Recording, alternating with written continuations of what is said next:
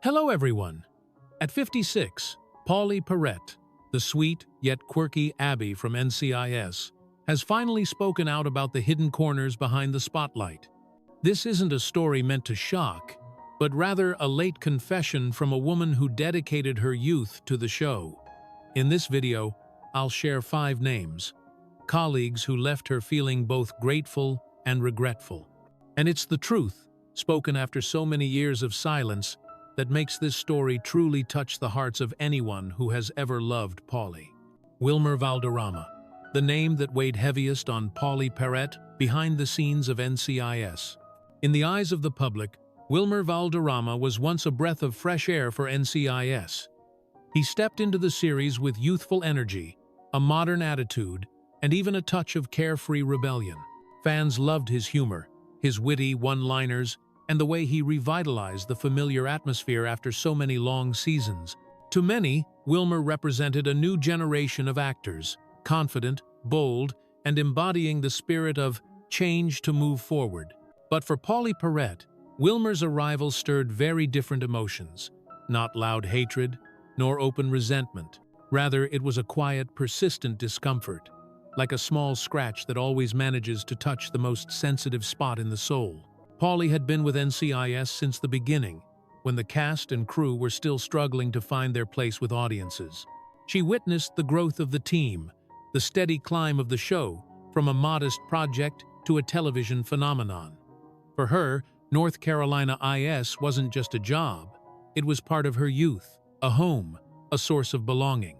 That's why Wilmer's presence felt like an unspoken shock, a kind of imbalance she could never quite bury inside. Wilmer was not untalented.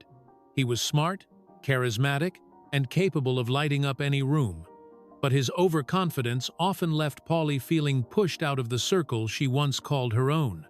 During script meetings, he would jump in with bursts of energetic ideas. Younger colleagues laughed, directors sometimes leaned in with interest, but for Pauley, it felt like disruption. She was used to a slower, steadier rhythm, where every opinion was carefully heard and respected. Wilmer, on the other hand, swept in like a strong wind, blowing away the calm she valued so deeply. Once, while Pauley was explaining her thoughts on Abby's psychology in a particular scene, Wilmer cut in with a joke. The room burst into laughter, the mood lightened. But for Pauley, it felt like a cut that stung. "He turned my effort into a punchline," she later confided to a close colleague. And it wasn't a one-time incident. It became a recurring feeling, as if her voice was constantly dimmed by Wilmer's youthful exuberance. Pauley was never one to fight for the spotlight. Gentle and patient, she often chose silence to protect harmony. But over time, that silence grew heavy. To viewers, Abby and Wilmer's characters still appeared to mesh seamlessly, delivering beloved scenes together. Yet behind the camera, tension quietly lingered. Not open hostility, but 2 parallel streams that never truly converged. Another memory that stayed with Pauley was a group interview. When asked about filming, Wilmer eagerly shared a string of funny anecdotes. He spoke at length, flashes popped, the audience laughed. Sitting beside him, Pauley kept her polite smile, but deep down, she felt herself fading. No one asked her thoughts anymore. The cameras, the reporters, the attention, all gravitated toward Wilmer. She didn't blame the audience. Youth's charm is undeniable, but she felt a sharp sadness. "I've been with NCIS since the very beginning, and now I feel like an outsider in my own story." What pained Pauley most wasn't Wilmer's jokes or his spotlight, but his lack of sensitivity. Always cheerful, always ready to throw an arm around a colleague. But to her, that cheer felt hollow. It was more performance than genuine respect. She once told a friend, "He talks to me like I'm part of the set, not a person with my own story." For years, Pauley kept her silence. She didn't want her personal feelings to turn into public drama. To fans, she remained the beloved quirky Abby. But inside, the wound lingered. Not loud, not bleeding, just a quiet ache of being sidelined in the very home she helped build. Pauley never denied Wilmer's talent. She admitted he brought new life to NCIS, helping the show reach a younger generation. But in her heart, his name was tied to a difficult chapter, one of imbalance and disconnection in a place she once belonged. By speaking his name aloud, she finally gave herself permission to acknowledge the truth, that the sadness was real, and she no longer had to carry it in silence. Ultimately, this isn't just about Wilmer. It's a mirror reflecting a broader truth of the entertainment industry: generational divides, the clash between old and new, tradition and modern boldness. Pauley didn't speak out to assign blame, but to remind us that sometimes the most precious thing in any team isn't youth or fame, it's genuine respect. For many older fans, Pauley's words resonate deeply, because who among us hasn't felt overshadowed, overlooked, despite giving our all? That's why her story, and the name Wilmer Valderrama, reaches beyond the set of NCIS. It becomes a gentle reminder: respect is never wasted. And sometimes, the smallest acknowledgement can be the balm that heals a heart that has endured for far too long.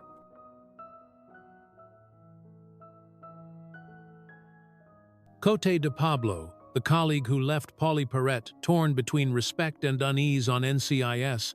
If Wilmer Valderrama made Pauley feel swept away by a whirlwind of youthful energy, then Cote de Pablo represented a completely different kind of discomfort. Cote wasn't loud nor overly animated. Instead, she carried a calm, steady confidence, sometimes to the point of seeming cold. To fans, Cote was the crown jewel of NCIS, captivating, magnetic, and the face that gave Ziva David a mysterious allure. As the strong, intelligent, and decisive Israeli agent, she became an icon that millions of viewers admired. But that very magnetism also created an invisible wall between Cote and Pauley. To the audience, the two were a striking contrast that complemented each other perfectly. Abby, cheerful, quirky, emotionally rich. Ziva, strong, enigmatic, unyielding. On-screen, that contrast enriched the show. Off-screen, however, it became a gap that grew harder to bridge with each passing year. Pauley was someone who lived through emotions. She treated the NCIS crew like family, cherishing bonds that extended beyond work, heartfelt talks after filming, supportive hugs, shared laughter. Cote, by contrast, maintained a professional distance. She rarely shared her personal life, seldom revealed her emotions off-camera. For many, this was maturity, the wisdom of keeping boundaries.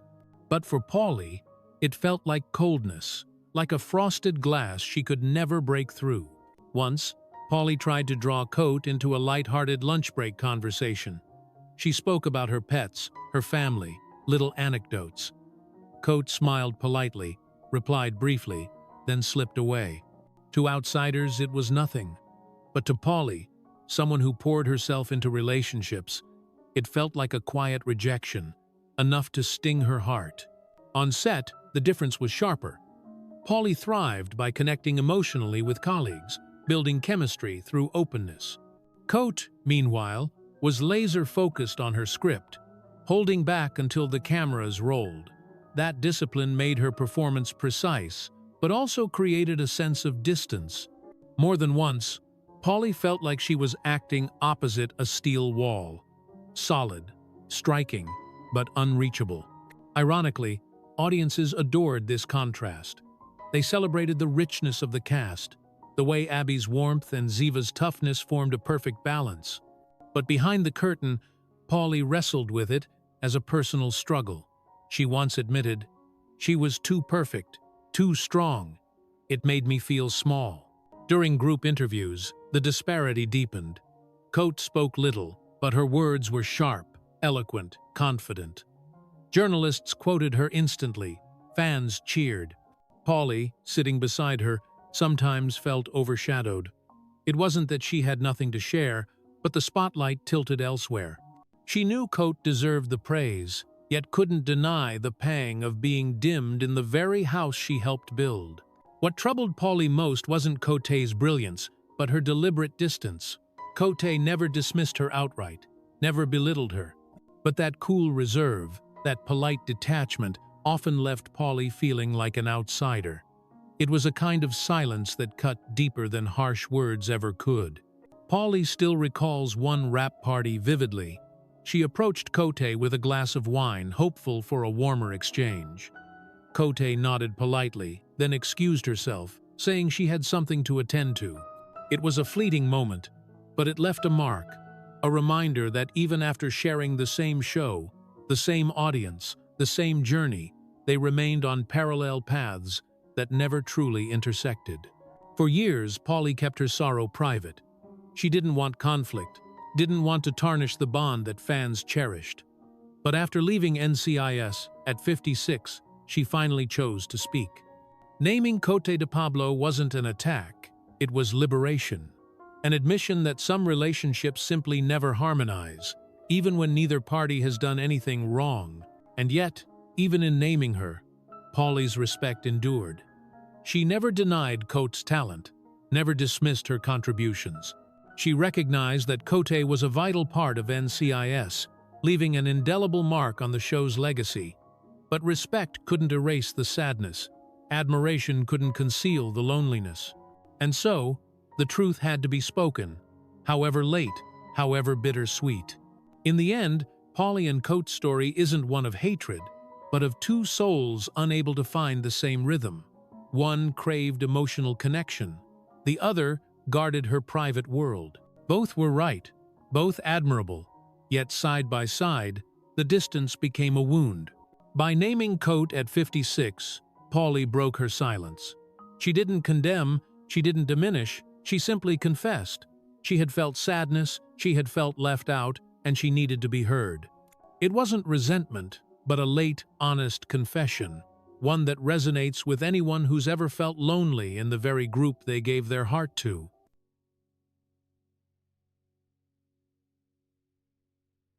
Emily Wickersham, the arrival that left Pauley Perrette quietly heartbroken.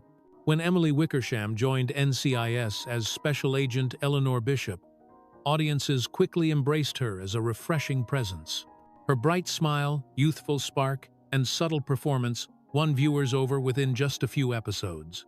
To the public, she proved that NCIS could continue to renew itself, staying vibrant even after more than a decade on air. But for Pauley Perrette, Emily's arrival carried a very different meaning. It wasn't the simple joy of welcoming a new colleague, but rather a quiet pang she couldn't quite name. In a way, Emily reminded her of something painful, that she herself was gradually being replaced.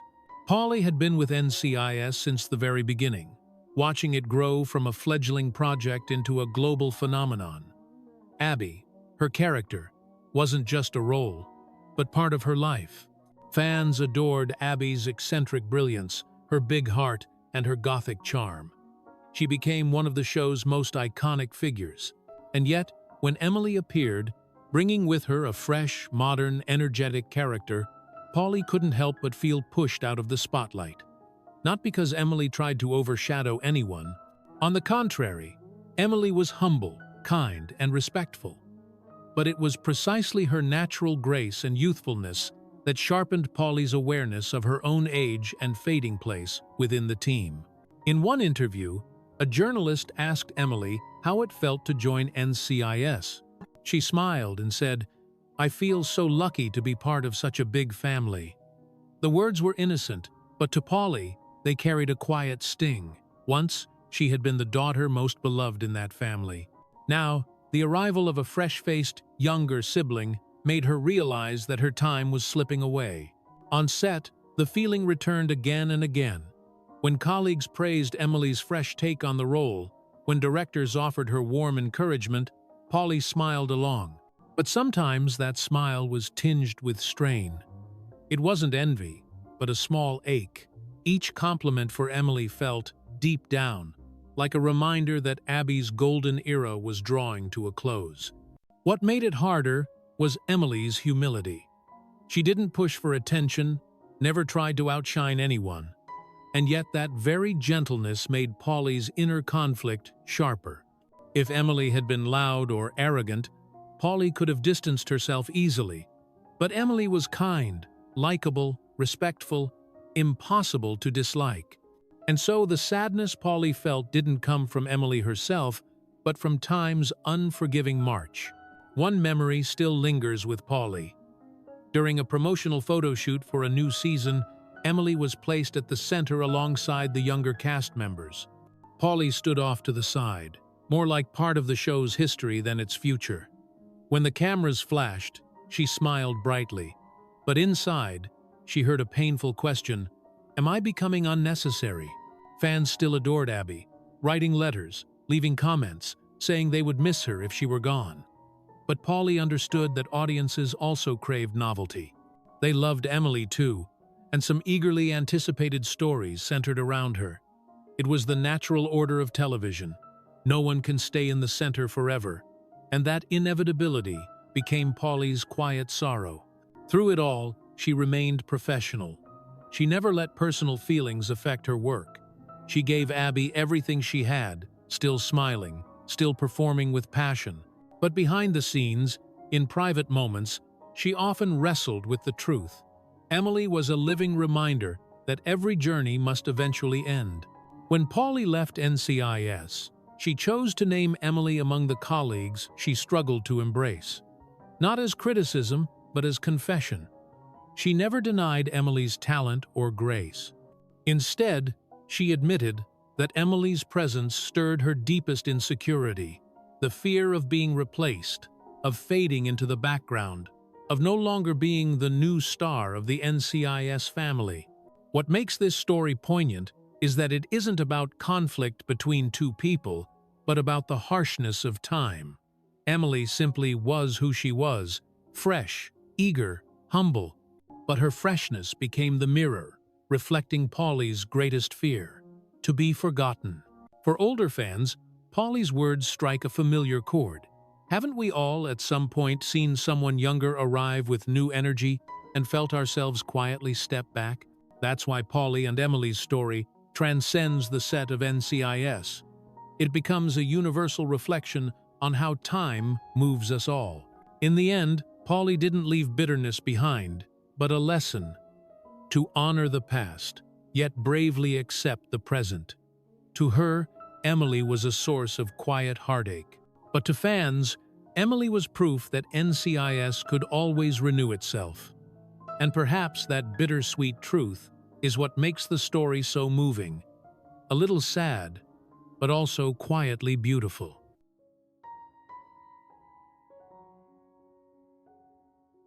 Mark Harmon, the greatest icon, but also Pauley Perrette's deepest wound.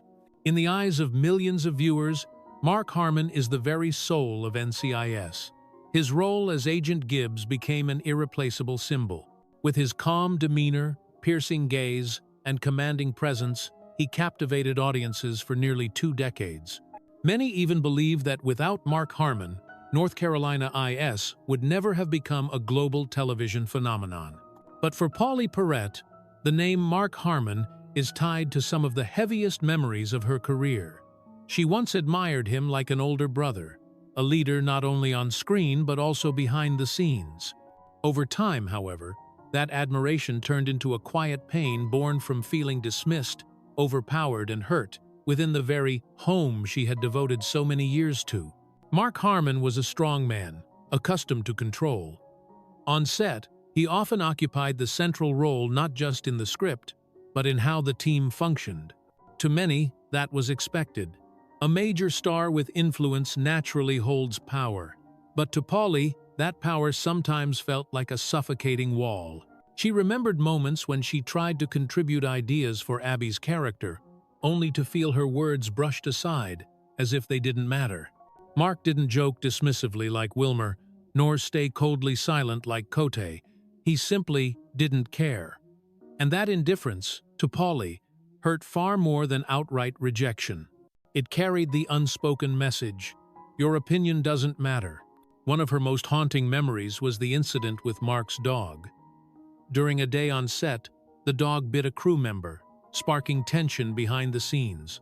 As an animal lover, Pauley had hoped Mark would handle the situation transparently and gently. Instead, everything was cloaked in silence and pressure. Mentioning it felt like crossing a forbidden line. To Pauley, that silence wasn't strength, it was avoidance, and it left wounds festering. In private, she once said, "Silence isn't power. Sometimes it just makes people feel more alone." That was when Pauley realized the real distance between her and Mark. On screen, Gibbs and Abby shared a beautiful father-daughter bond, full of warmth and love. But off-screen, she never felt that. She felt like a small cog in a giant machine steered entirely by Mark. Every move seemed dictated by his gaze, his mood, his approval. The hardest part was that the audience never knew. To fans, Pauley and Mark seemed like a perfect pair of artists, a family within the family of NCIS. Viewers adored that bond, seeing it as one of the show's brightest highlights. Pauley, in public, smiled and affectionately called Mark her big brother. But when the lights dimmed, she often sat in silence, asking herself, "Why can't I feel the warmth they see?" Mark was never cruel. He never directly insulted Pauley, but his cold authority was enough to make her feel small. She didn't fear him, but she feared that invisible weight of being unseen whenever she stood beside him. It was a kind of wound without visible scars, but one that lingered deeply within. She once confided to a friend, "He made me feel like a shadow." A simple statement, but one carrying endless disappointment, because Abby, the character she created, was meant to shine, to stand out, to be full of life. Yet Pauley herself often felt dimmed in the shadow of Mark Harmon. Even so, Pauley never stripped Mark of respect. She didn't deny his talent nor his immense contribution. She knew that NCIS owed much of its success to him. But the truth had to be acknowledged. The strength of one person can sometimes become the burden of another. And for Pauley, that burden became her deepest wound. In the end, naming Mark Harmon wasn't an accusation, it was a confession. The admission of an artist who had endured too long feeling invisible in the very project she loved most. Pauley didn't want an apology. She only wanted recognition that her pain was real, that the wound existed. And by speaking it out loud, she gave herself that recognition straight from her own heart. For Pauley Perrette, Mark Harmon will always be an icon, but at the same time, he will always be the one who left her with the deepest scar. A monument that will never crumble yet, one that forever casts a heavy shadow on those standing nearby.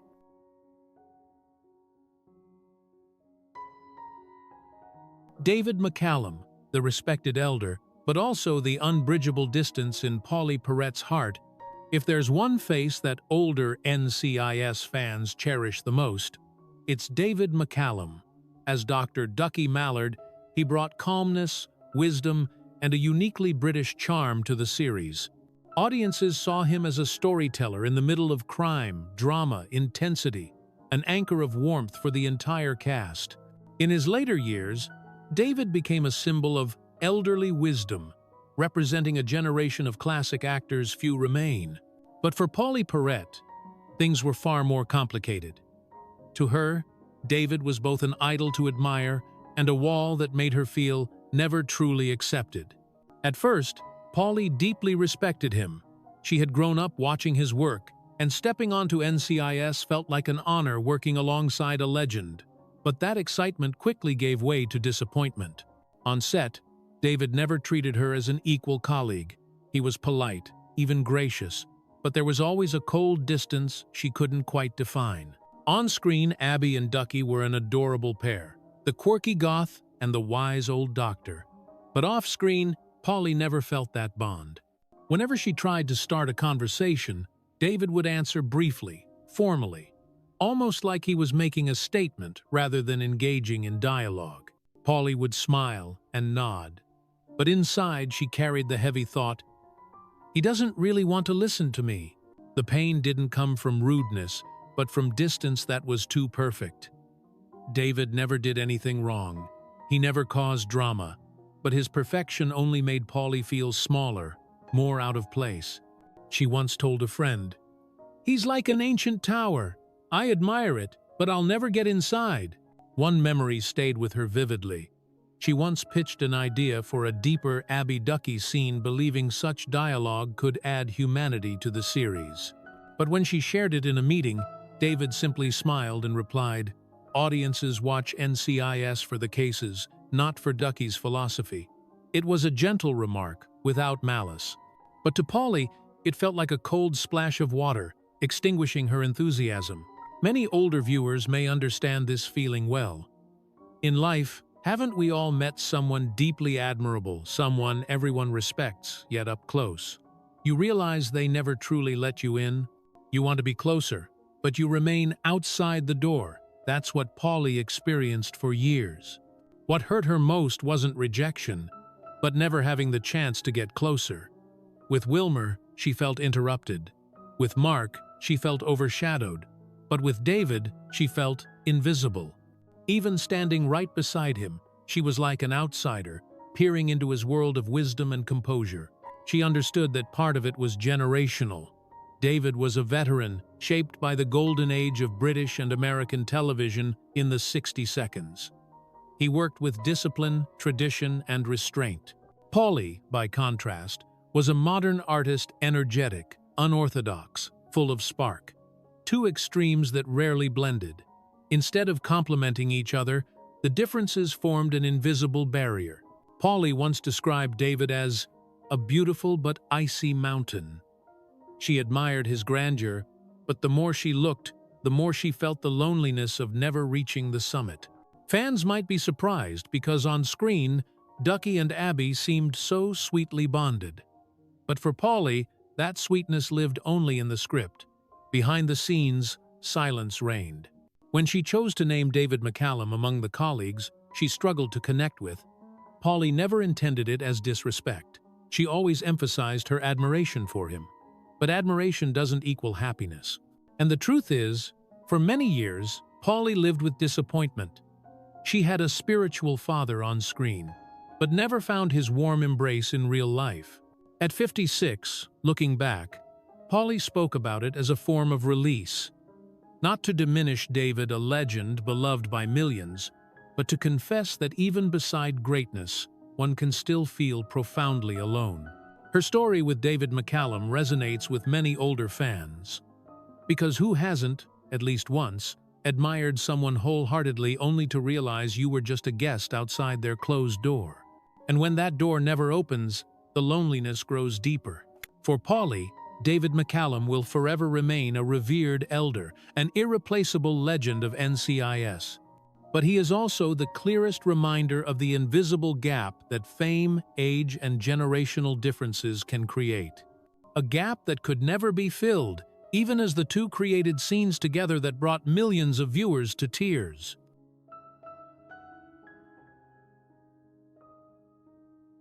Thank you so much for listening to this story with me. If you've ever loved Pauley Perrette or the show NCIS, please share your thoughts in the comments below. Your support and reflections are the greatest motivation for me to keep bringing you stories that truly touch the heart.